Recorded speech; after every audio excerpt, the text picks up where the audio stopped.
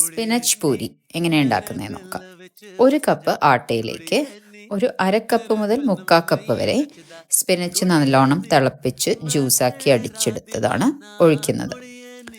പൂരി ഉണ്ടാക്കുമ്പം എപ്പോഴും വെള്ളം കുറച്ചായിട്ട് ഒഴിക്കാൻ ശ്രദ്ധിക്കാം.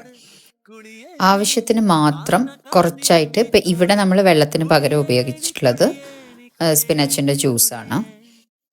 നന്നായി കുഴച്ചെടുക്കണം. അതായത് ക്രിസ്പി ആയിട്ട് പൂരി വരണമെങ്കിൽ നല്ല മോയ്സ്ചർ കണ്ടൻറ്റ് കുറവായിരിക്കണം. നമ്മൾ ചപ്പാത്തിക്ക് കുഴയ്ക്കുന്ന പോലെ അത്ര സോഫ്റ്റായി കുഴയ്ക്കണ്ട.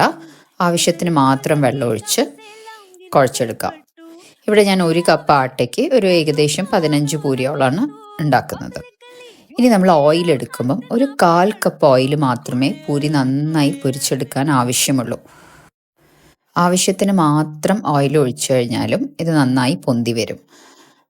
പൂരി ചെയ്യുന്ന സമയത്ത് നമ്മൾ അധികം ആവശ്യത്തിന് മാത്രം വെള്ളം ഉപയോഗിച്ചിട്ടാണ് കുഴച്ചെടുത്തതെങ്കിൽ ഇങ്ങനെ നല്ല ക്രിസ്പി പൂരീസ് ഉണ്ടാക്കിയെടുക്കാം. 1/4 കപ്പ് മാത്രം ഓയിൽ എടുക്കാൻ ശ്രദ്ധിക്കുക.